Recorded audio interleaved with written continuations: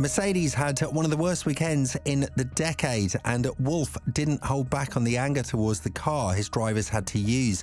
After Hamilton's disappointing weekend and Russell having to retire the car in the closing stages due to increased power unit oil temperature, the team principal shattered Mercedes' hopes for the foreseeable future.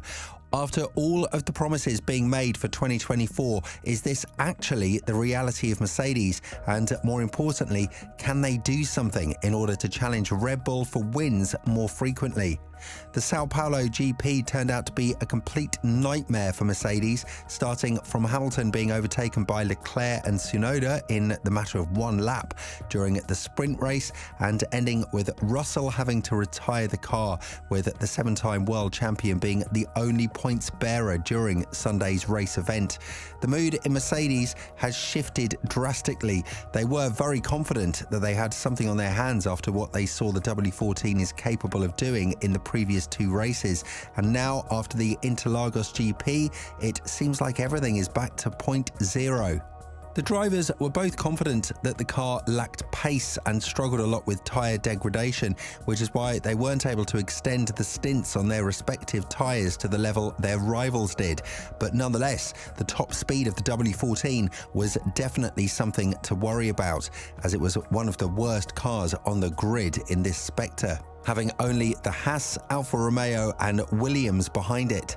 To add salt to the wound, the pace of the W14 during the sprint weekend was equalled to the worst, with Aston Martin, Mercedes and Williams having the worst top speed at 320 kilometers an hour, while the best one was notched by Alpine, who ran a low drag setup and they scored 337 kilometers per hour.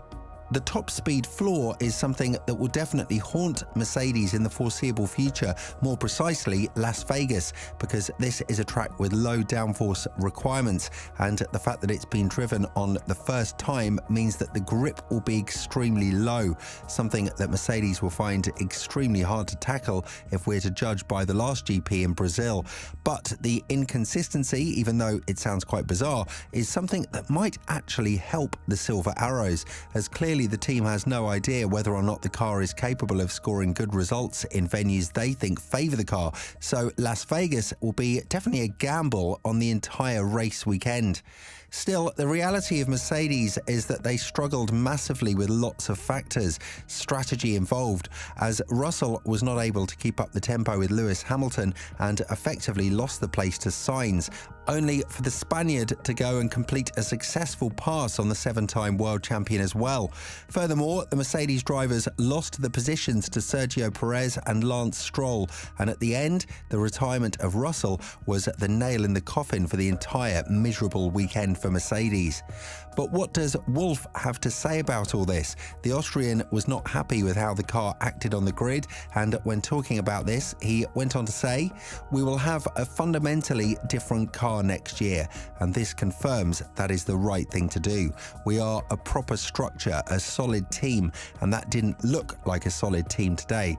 Interestingly, within 3 consecutive races, you are finishing a strong second in 2 and challenging Max Verstappen, and then a week later, you are nowhere, and I believe this is just not on.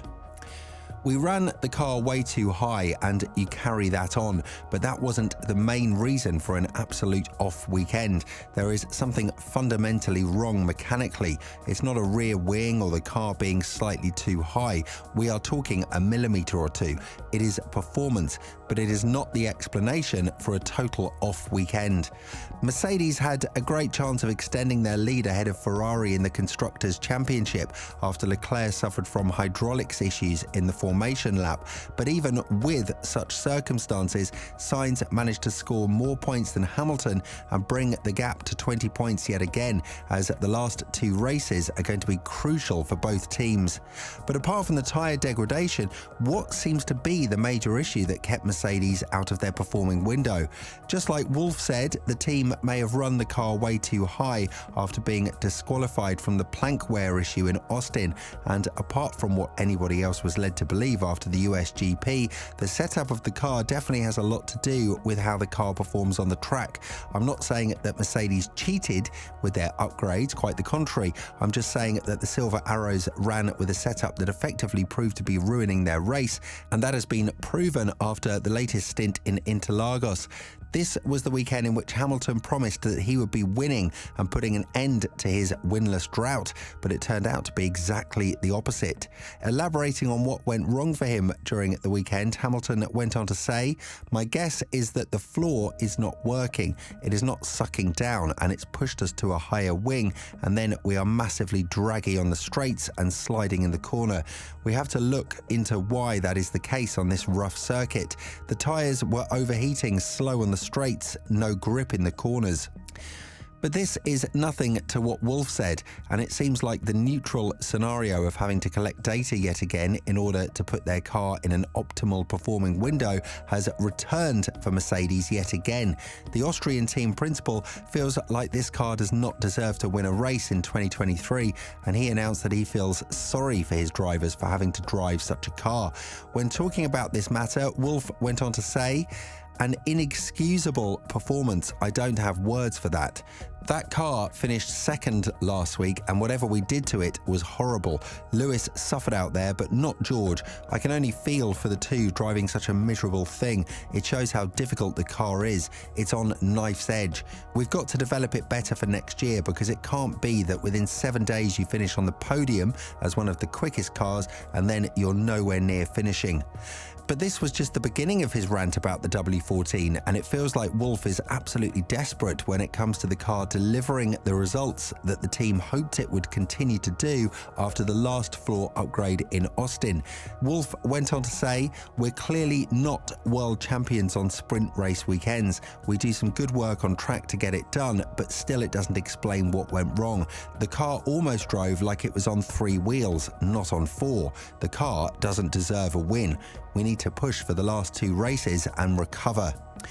Apart from Wolff and Hamilton, Russell has also voiced his displeasure with the car's performance, and when talking about this, the young Brit couldn't hide his disappointment with the car, even when he compromised his race and promised to not attack Hamilton for the greater good of the team. It turned out that the team has no facilities whatsoever to actually build up on this momentum and have a solid race.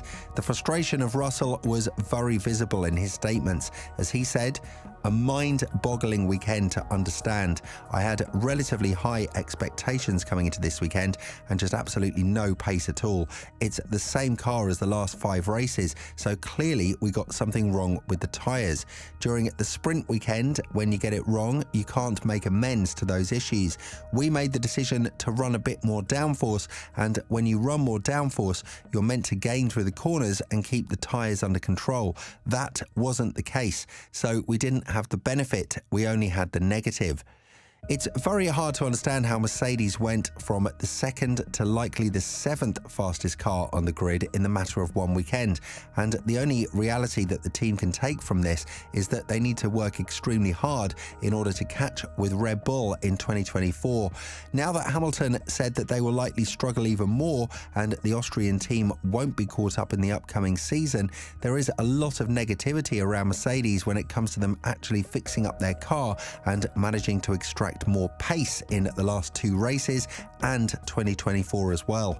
Do you think that Mercedes has what it takes to battle with Red Bull in 2024? Let us know your thoughts in the comments below.